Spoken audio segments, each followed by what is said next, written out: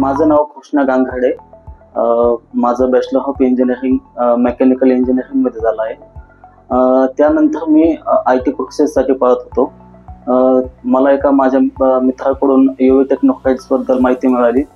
त्याने ACPMM course इथून केला होता. त्यानंतर मी पण इथं काउन्सिलिंगसाठी आलो.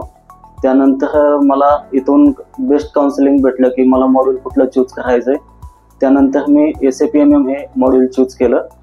त्यानंतर मी क्लासेस जॉईन केले.